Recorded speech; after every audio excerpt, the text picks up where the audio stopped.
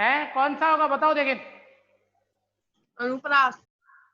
अनुप्रास भी है और दूसरे वाला भी है, वो कैसे होगा?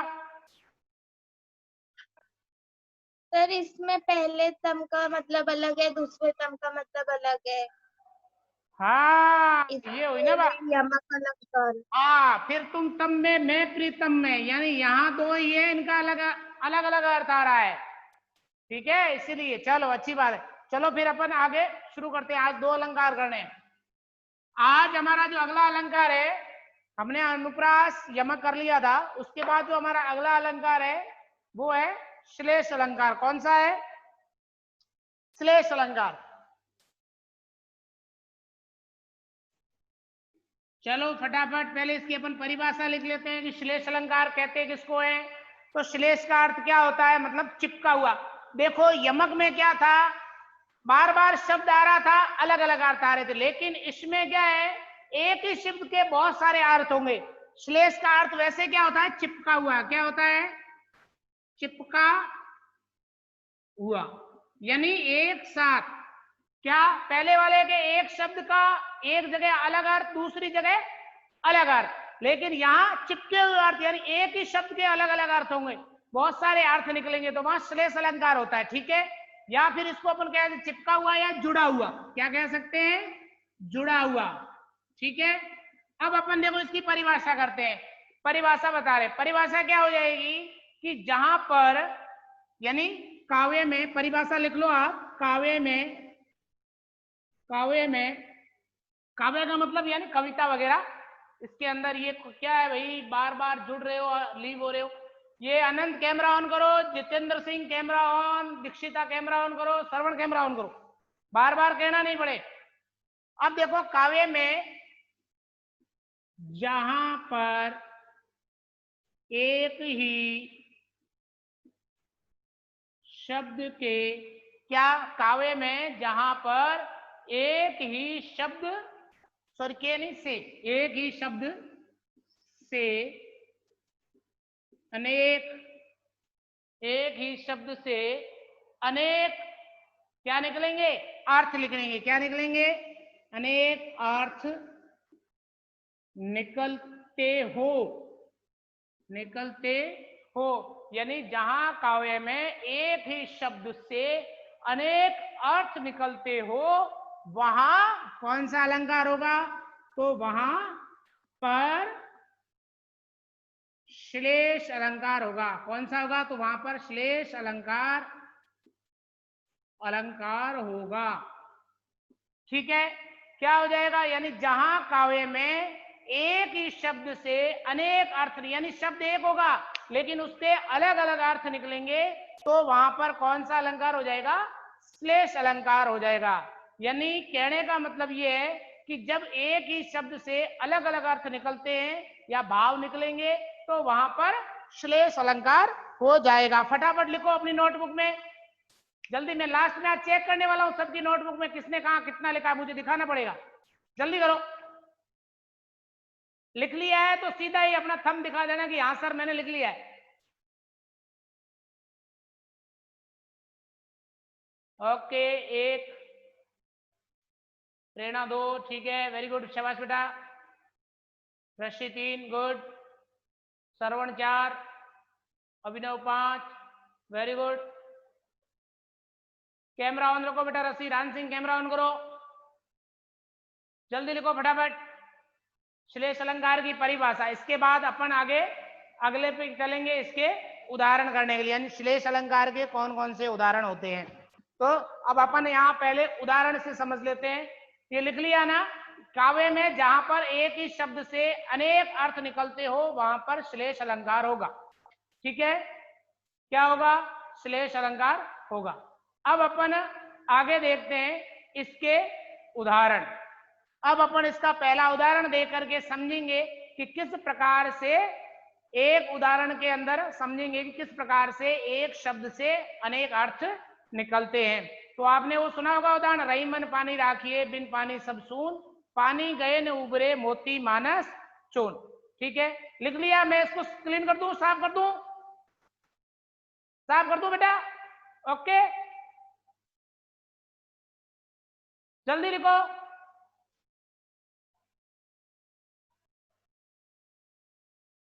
इतनी देर में 4 बार लिख लेते, मेरे साथ लिख लिया करो फटाफट। जब मैं लिखना शुरू करता हूं उसी समय लिख लिया करो, कहना नहीं पड़े बाद में लिखने के लिए। जब मैं लिख रहा होता हूं उस समय साथ में लिख लिया करो, बाद में समझ लेंगे।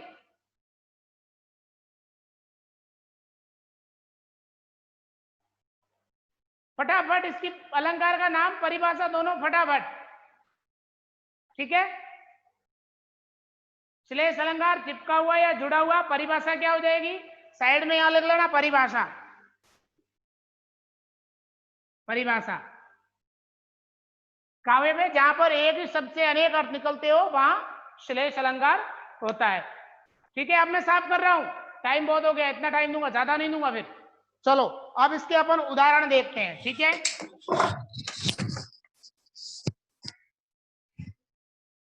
पहला उदाहरण है इसका हमारा कि रहीमन पानी राखिए। उदाहरण नंबर 1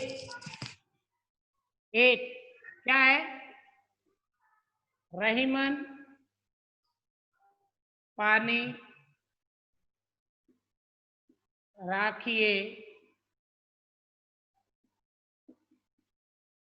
बिन पानी, रहीमन पानी राखिए बिन पानी सब सून, सब सून। अब यहां आएगा पानी गए ना उबरे। अब रहीमन पानी राखिए बिन पानी सब सून, पानी गए न उबरे, पानी गए न उबरे। मोती मानस चून, मोती मानस चून, ठीक है। अब देखो इसके अंदर एक शब्द ऐसा है जिसके बहुत सारे अर्थ आ रहे हैं। अब वो इसके किसके हैं, पानी शब्द के। यानी एक रहीमदास जी का दोहा है कि रहीमन पानी राखिए बिन पानी सब सून, यानी पानी रखना चाहिए। अगर पानी नहीं है तो बिना पानी के सारा का सब संसार है वो सूना है। अब उसके 3 अर्थ निकाले, पानी गए न उबरे, यानी पानी गए न उबरे। मोती मानस चून, अब पानी का अर्थ है मोती। मोती का आपको मालूम है, मोती क्या होता है, एक छोटा सा होता है ना हीरे ज्वारा मोती, जो पानी के अंदर रहता है उसकी चमक होती है। तो मोती के अर्थ में पानी का अर्थ क्या हो जाएगा, चमक। अगर पानी नहीं रहेगा तो मोती की चमक चली जाएगी। पहला पानी का अर्थ मोती के संदर्भ में क्या हो गया, चमक। अब मानस का मतलब क्या होता है, मानस का मतलब क्या होता है, व्यक्ति, आदमी। तो मानस, अगर आदमी की इज्जत नहीं है, कई लोग कहते हैं ना वो फिर पानी पानी हो गया, उसका पानी उतार दिया, मतलब उसकी इज्जत, यानी व्यक्ति की क्या होती है, इज्जत। अगर व्यक्ति की इज्जत नहीं है फिर कोई काम का नहीं है, यानी एक बार उसकी इज्जत पलित हो गई, इज्जत मिट्टी में मिल गई, फिर वो कोई काम का नहीं। तो पानी का अर्थ व्यक्ति के लिए क्या हो जाएगा, इज्जत। और चून, चून का मतलब क्या होता है, आटा। आटा होता है ना जिससे मम्मी रोटी बनाती है, आटा होता है ना। अगर आटे के लिए पानी नहीं होगा तो रोटी नहीं बनेगी। तो यहां इसका मतलब क्या हो जाएगा, जल। अब देखो यहां पानी शब्द है, इसके 3 अर्थ हो रहे हैं, 3 अर्थ निकल रहे हैं अलग अलग। यानी पानी शब्द है, मोती के संदर्भ में उसका अर्थ हो गया चमक, फिर पानी का मानस के संदर्भ में हो गया इज्जत, और पानी का संदर्भ चून के संदर्भ में हो गया जल। अब इसका पूरे का अर्थ क्या है कि रहीमदास जी ने कहा है कि सबको पानी रखना चाहिए, यानी पानी रखना चाहिए, बिना पानी के संसार सूना हो जाता है। तो उसके 3 अर्थ हो गए, किस संदर्भ में रखना चाहिए। तो पहला क्या हो जाएगा कि अगर मोती के अंदर पानी नहीं होगा तो उसकी चमक चली जाएगी, वो चमकेगा नहीं, उसका जो अच्छा जो रूप है वो चला जाएगा। अगर व्यक्ति का पानी चला गया मतलब उसका मान सम्मान चला गया, उसकी इज्जत चली गई, तो उसको कोई भी पूछेगा भी नहीं। और वास्तव में अगर जो पानी है, जल चला गया तो आटे के लिए क्या हो जाएगा, पानी चला गया तो फिर रोटी भी नहीं बनेगी, ठीक है। तो यहाँ पानी शब्द के 3 अर्थ हो जाएंगे, चमक, इज्जत और जल। इस कारण से इसके अंदर कौन सा अलंकार हो जाएगा, इसके अंदर श्लेष अलंकार हो जाएगा, ठीक है। लिख लिया सबने, सबने लिख लिया, लिखो फटाफट, मैंने कहा ना साथ में लिखना है। और जो ध्यान रखना, जो लेट जुड़े हैं वो शुरू से ऐप के ऊपर वीडियो अपलोड होगा, वहां से देख लेना, शुरू से लिखना है, लिख लिया है ना। जो लेट जुड़े हैं, जो बार बार कट हो रहे थे फिर वापस आ रहे थे, वो शुरू से वीडियो देख करके लिखना है नोटबुक में सारे के सारे, ठीक है। चलो बाकी वाले लिख लिए, ओके।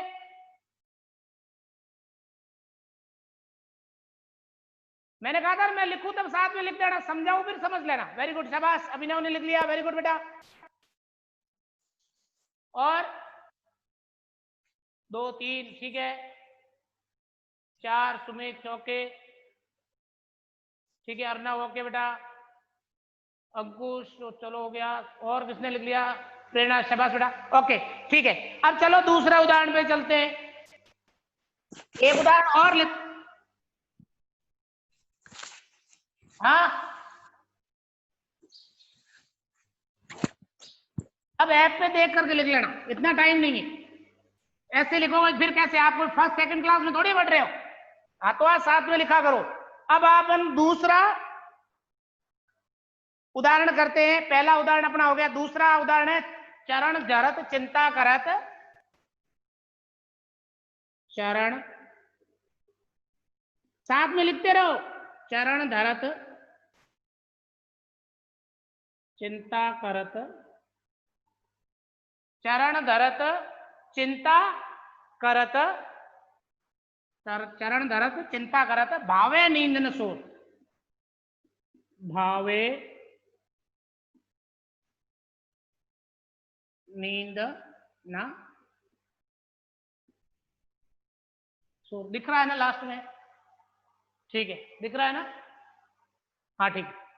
देखो पहला है चरण धरत चिंता करत, भावे नींद न सोर, ठीक है। दूसरी लाइन है इसकी, सुबरन को ढूंढत फिरत, ये राण सिंह क्या है भाई, एक बार लीव हो रहा है, एक बार जुड़ रहा है, अगली बार मैं ऐड नहीं करूंगा कक्षा में, तो सुबरन को ढूंढत फिरत, अब यहां हो जाएगा सुबरन, सुबरन, सुबरन को ढूंढत फिरत, सुबरन को ढूंढत फिरत कवि व्यभिचारी और चोर, चरण धरत चिंता करत, भावे नींद न सोर, सुबरन को ढूंढत फिरत कवि व्यभिचारी चोर, ठीक है। चलो देखो इसके अंदर क्या होगा, तो चरण धरत चिंता करत भावे भावे नींद न सोर, अब ये यहाँ एक शब्द आया सुबरन, अब इसके 3 अर्थ आएंगे अलग अलग, क्या आएंगे, कवि, कवि के संदर्भ में आएगा, एक व्यभिचारी के अर्थ में आएगा, एक चोर के अर्थ। अब देखो यानी कुछ लोग ऐसे होते हैं, चरण धरत चिंता करत, यानी भावे, यानी वो चलते फिरते उनको हर समय चिंता रहती है और उनको रात में भी नींद नहीं आती है, भावे नींद न सोर, यानी उन्हें रात में भी क्या नहीं आती है, नींद नहीं आती है। अब कौन कौन से 3 लोग हैं और क्यों नींद नहीं आती है, तो चरण धरत चिंता करते, यानी हर चरण हर कदम पर उनको चिंता रहती है, भावे नींद न सोर, और उन्हें क्या नहीं आती है, नींद नहीं आती है। किस किस को नहीं आती है, तो क्यों नहीं आती है, सुबरन को ढूंढत फिरत, सुबरन को ढूंढत फिरत कवि, जो कवि होता है वो रात को सोता नहीं है, वो क्या करता रहता है, लिखता रहता है, यानी कवि के संदर्भ में अर्थ क्या हो जाएगा, तो कवि के संदर्भ में हो जाएगा सुंदर अक्षर, सुंदर अक्षर। कवि होगा वो क्या करेगा, कविता करेगा, उसको रात को नींद नहीं आएगी, तो सुबरन, सुबरन का मतलब कवि के लिए क्या हो जाएगा, सुंदर अक्षर हो जाएगा, कवि के लिए क्या हो जाएगा, सुंदर अक्षर, यानी कवि है वो रात को क्यों नहीं सोएगा, क्यों नहीं उसको नींद आएगी, क्यों, क्योंकि वो अच्छी रचना करना चाहता है, अच्छी कविता लिखना चाहता है, इसलिए उसे अच्छे अक्षरों की आवश्यकता है। अब दूसरा है व्यभिचारी, व्यभिचारी का मतलब क्या होता है, ऐसा व्यक्ति जो चरित्रहीन हो, ऐसा व्यक्ति जो चरित्रहीन हो, मतलब जिसका चरित्र अच्छा नहीं होता है, पर स्त्री गमन करता है, ऐसे जो पुरुष होते हैं उसके लिए क्या हो जाएगा, यहां पर सुबरन का मतलब क्या हो जाएगा, कामिनी, कामिनी का मतलब क्या होता है,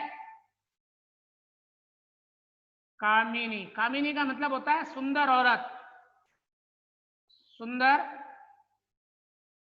औरत, यानी जो गलत संगत का व्यक्ति होता है बुरी लत वाला व्यक्ति होता है वो रात को इसलिए नहीं सोता है, क्यों? क्योंकि उसकी जो मित्र होती है सुंदर औरत, उससे उसको क्या करने जाना है? मिलने जाना है। किससे? अपनी कामिनी से, यानी उस सुंदर औरत से, अपनी मित्र से उसको मिलने जाना है, इसलिए उसको रात को नींद नहीं आती है। और चोर, अब चोर को तो काम ही रात को, भाई वो तो रात को ही काम है सारा का सारा उसका, उसको नींद क्यों नहीं आएगी? तो सुबरन, चोर को नींद क्यों आएगी? क्योंकि वो क्या करेगा? चोरी करेगा, और वो हमेशा सोचेगा कि मुझे क्या मिल जाए? सोना, सोना चांदी। तो चोर के लिए सुबरन का अर्थ क्या हो जाएगा? सोना हो जाएगा। अब यहाँ देखो सुबरन के 3 अर्थ हो गए। कवि के लिए क्या हो गया? सुंदर अक्षर। व्यभिचारी के लिए क्या हो गया? कामिनी या सुंदर औरत, एक ही बात है। और चोर के लिए क्या हो गया? सोना। तो यहाँ इसके 3 अर्थ निकल रहे हैं। कितने अर्थ निकल रहे हैं? 3 अर्थ निकल रहे हैं। इस कारण से इसके अंदर कौन सा अलंकार हो जाएगा? श्लेष अलंकार हो जाएगा। कौन सा अलंकार हो जाएगा? श्लेष अलंकार हो जाएगा। ठीक है, फटाफट लिख लो। अब इसमें से किसी को कुछ पूछना है, समझ में नहीं आया तो साथ में हाथ उठाते रहो। किसी को कुछ पूछना है क्या?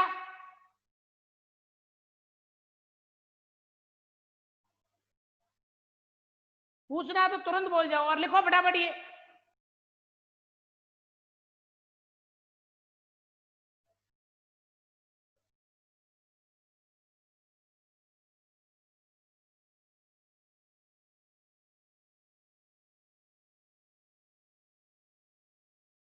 एक और उदाहरण है अगला, तो मैं नीचे लिख लेता हूं, ये आप लिखते रहो। ये उदाहरण क्रमांक 2 था, अब अपन यहां लिखते हैं उदाहरण क्रमांक 3। लिख तो रहा है ना? हाँ। नव जीवन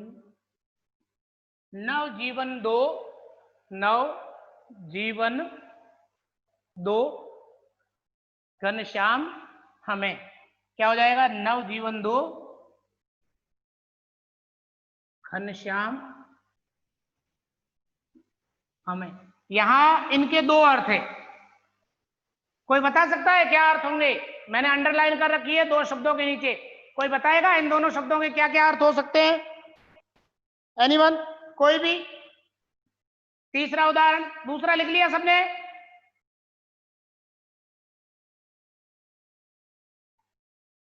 यस सर। ओके बेटा, वेरी गुड। प्रेरणा ने लिख लिया है और शशि ने लिख लिया है, शाबाश बेटा।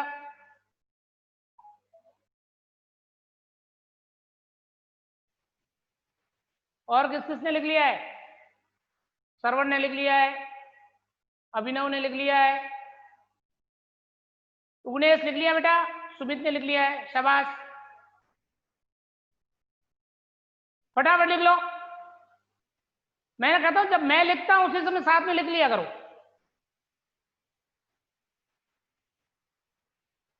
वेरी गुड, ठीक है। जावेद खान ने हाँ लिख लिया है, ठीक है, दिखा रहा है कॉपी साइड। कैमरा ऑन रख भाई। चलो हो गया। अब इसका बताओ मुझे, नवजीवन 2 घनश्याम हमें, इसके 2 अर्थ है। नवजीवन के भी 2 अर्थ है और घनश्याम के भी 2 अर्थ, इसलिए इसके अंदर यहाँ पर कौन सा अलंकार है? श्लेष अलंकार है। कोई बता सकता है इसके अंदर कौन से शब्द में 2-2 अर्थ निकल रहे हैं? और उसके अर्थ क्या? सॉरी मैंने लाइन तो खींच रखी है, लेकिन इनके 2-2 अर्थ क्या होंगे? कौन बताएगा? जल्दी करो, देखिए फटाफट अपना हाथ उठाओ। शाबाश। श्रवण बोल रहे हो कुछ? Yes sir. हाँ बोलो, बताओ आप, इनमें कौन सा शब्द का कौन सा क्या अर्थ निकलेगा? कुछ बताओ देखिए। सर नवजीवन का अर्थ नया जीवन। हाँ सर घनश्याम का अर्थ बलराम। हाँ ठीक, बलराम नहीं है बेटा, गलत हो गया। हाँ बलराम को तो घनश्याम नहीं कहते, आपको मालूम नहीं है, बल्लू भैया कहते हैं, घनश्याम उनका नाम नहीं है। सर कृष्ण भगवान। हाँ ठीक है, वेरी गुड। एक एक अर्थ हो गया। और एक अर्थ और है, कौन बताएगा? अभी मौसम किसका चल रहा है? सर गोविंद। सर गोविंद। क्या? सर गोविंद। सर काले बादल। हाँ वेरी गुड, काले बादल, वेरी गुड। और नवजीवन काले बादल सही है, बिल्कुल सही है बेटा। अब देखो, ताजा पानी। हाँ वेरी गुड, शाबाश। ताजा पानी, शायद इसने लगा लिखा हुआ पहले मिल गया तेरे को। इसका नवजीवन, अब आपको पता है हरियाली कब होती है? बरसात का पानी होता तब होती है ना, यानी ताजा पानी बरसता है। किससे बरसता है? बादलों से बरसता है। तो नवजीवन दो घनश्याम हमें, यानी जो वनस्पति होती है वो बादलों से कहती है कि आप ताजा पानी बरसाओ, जिससे हमारा जीवन क्या हो, पेड़ पौधे हरे भरे होंगे। और जो लोग होते हैं या जो नई जिंदगी चाहने वाले होते हैं वो किससे मांगेंगे? कृष्ण से कहेंगे हे भगवान हमें नई जिंदगी दे दे। तो दो अर्थ हो जाएंगे नवजीवन के दो अर्थ हो जाएंगे। क्या हो जाएगा? एक तो हो जाएगा ताजा पानी, ठीक है, ताजा पानी के लिए घनश्याम क्या हो जाएगा? बादल हो जाएगा। घनश्याम का पहला अर्थ ताजे पानी के लिए बादल हो जाएगा। दूसरा नवजीवन का मतलब क्या हो जाएगा? नई जिंदगी। क्या हो जाएगा? जिंदगी। और जिंदगी के लिए घनश्याम का मतलब क्या हो जाएगा? कृष्ण। तो इन दोनों शब्दों के दो दो अर्थ निकल रहे हैं। इस कारण से यहां पर भी कौन सा अलंकार हो जाएगा? श्लेष अलंकार हो जाएगा। कौन सा अलंकार हो जाएगा? श्लेष अलंकार हो जाएगा। चलो आगे लिख लो फटाफट, ये जल्दी लिखो। लिखते ही थंब दिखा देना कि सर लिख लिया। ओके,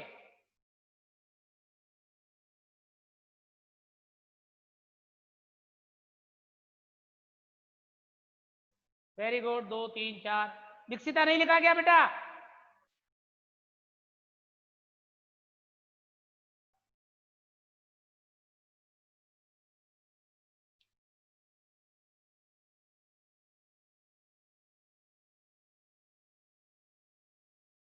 दीक्षिता आपने लिखा नहीं क्या अभी तक?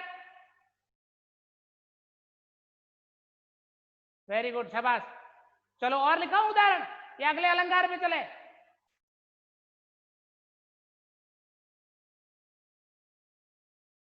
अगले अलंकार पे चले या और उदाहरण लिखवाऊं? चलो मैं आपको पीडीएफ भेजूंगा, उसमें मैं बहुत सारे उदाहरण लिख के भेजूंगा, ठीक है? समझ में आ गया ना कैसे होगा? ये ध्यान रखना है कि भाई शब्द से कहां से कैसे अलंकार निकलेगा। देखो, एक हमारे को परिभाषा याद रहनी चाहिए और दूसरा 2-3 उदाहरण याद रहने चाहिए। क्यों? या तो उदाहरण प्रश्न कैसे आएगा, उदाहरण देके पूछूंगा कि इस उदाहरण के अंदर कौन सा अलंकार है, या फिर ऐसे आएगा कि श्लेष अलंकार लिख करके और उसका श्लेष अलंकार की परिभाषा लिख के और उसका उदाहरण देना। दो प्रकार से प्रश्न आएगा, ठीक है? इसलिए हमें एक तो उसकी परिभाषा याद होनी चाहिए और दूसरा उदाहरण याद होने चाहिए, ठीक है? ओके, चलते हैं अपन अगले उदाहरण पे, ठीक है? तीसरा हो गया, अब अपन चलते हैं चौथे पे। बताओ चौथा अलंकार कौन सा है? यमक। हैं? कौन बोला रे यमक? यमक तो हो गया ना, ऐसे क्या कर रहा है भाई? सर उपमा। हाँ, उपमा। क्या हो जाएगा? उपमा। हमारा अगला अलंकार है वो क्या हो जाएगा? तो उससे हो जाएगा उपमा अलंकार। क्यों? क्योंकि हमने पहले कौन सा कर लिया? अनुप्रास कर लिया था। अनुप्रास के बाद कौन सा कर लिया था? हमने अनुप्रास के बाद यमक कर लिया था। यमक के बाद आज तीसरे नंबर पे हमने श्लेष कर लिया है और आज अब चौथा कर लेंगे। चौथा अलंकार हमारा हो जाएगा उपमा अलंकार, ठीक है? तो परिभाषा लिखो उपमा की। अलंकार क्रमांक 4 हमारा उपमा, ठीक है? उपमा की परिभाषा लिखो, क्या हो जाएगा? लिखूं मैं? लिखो, जब किसी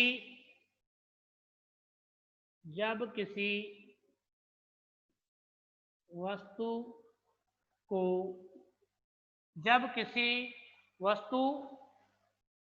वस्तु या व्यक्ति को किसी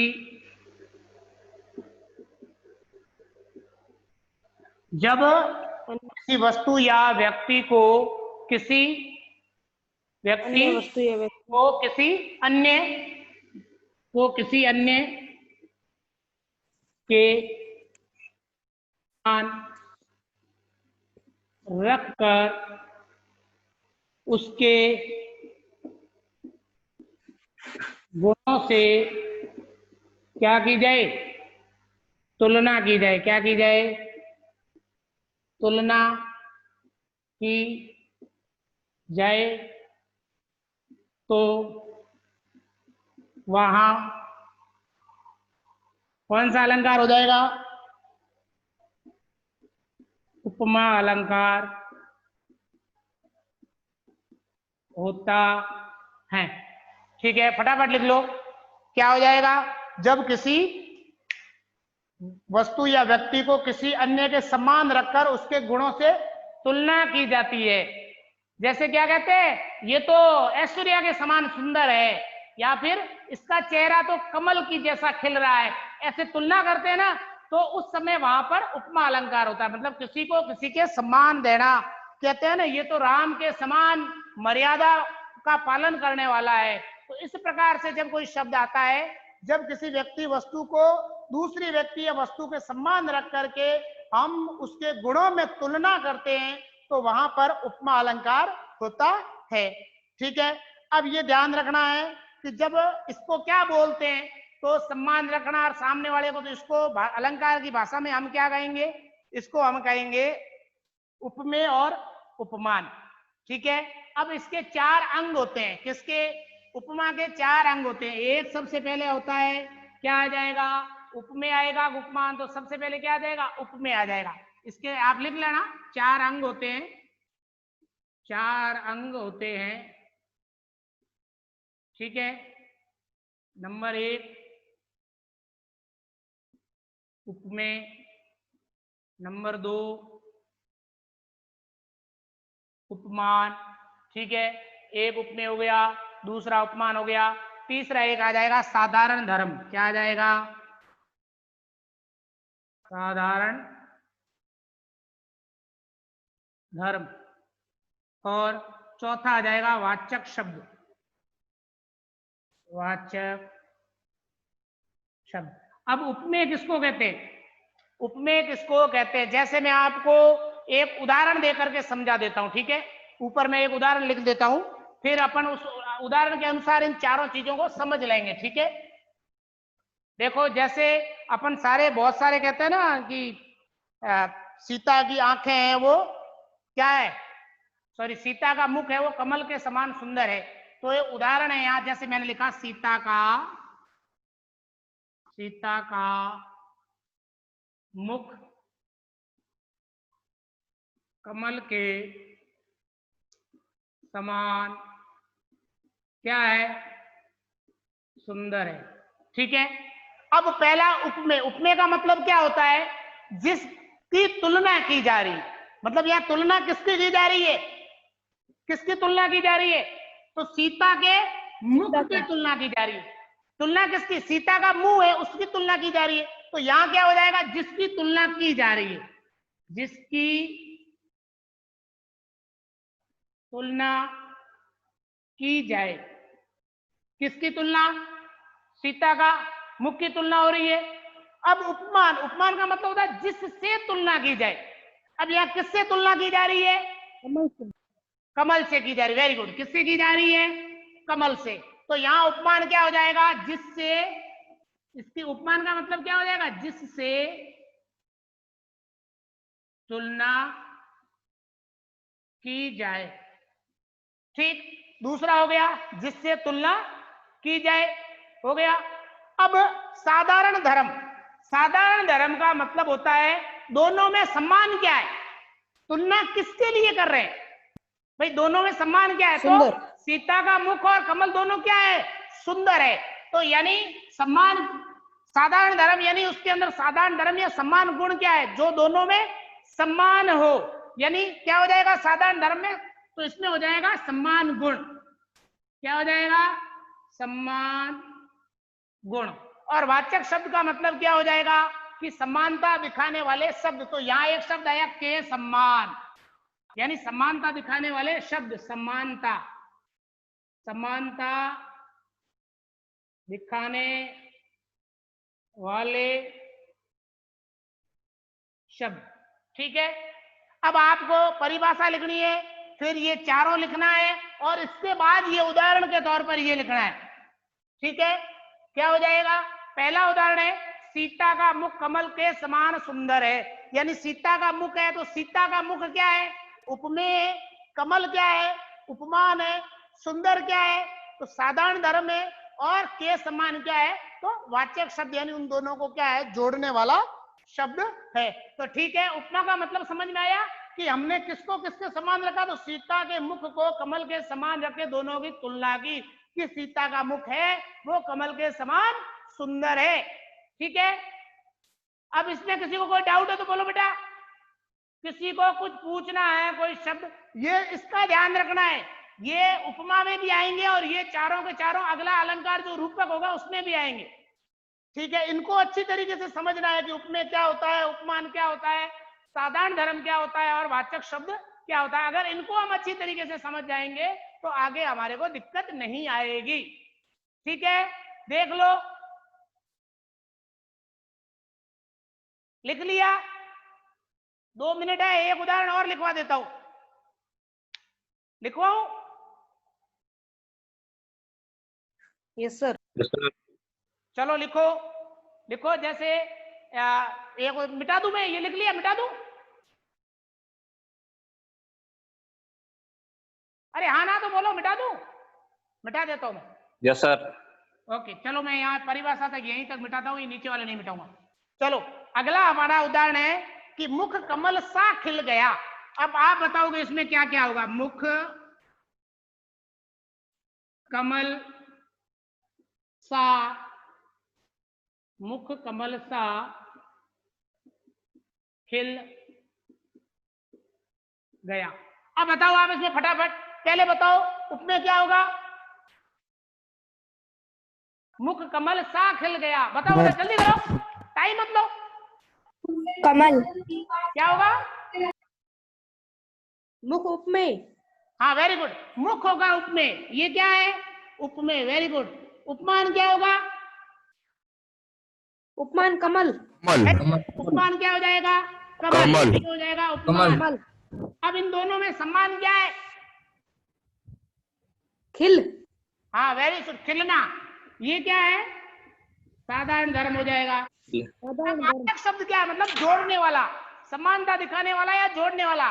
सा हो जाएगा। ये क्या हो जाएगा? ये हो जाएगा वाचक शब्द। ठीक है, समझ में आया? समझ में आया? 1 मिनट बचा है। ठीक है, कल 2-3 उदाहरण अपन कल करेंगे। ठीक है, फटाफट लिख लेना। ये कल मैं वापस पूछूंगा, कोई उदाहरण देकर के आप ही से पूछूंगा, कोई भी अलंकार का उदाहरण हो सकता है। ठीक है, किसी को कोई दिक्कत हो तो कॉल कर लेना मुझे, कहीं समझ ना हो मैसेज कर डाल लेना, मैं उसकी समस्या का समाधान कर दूंगा। ठीक है।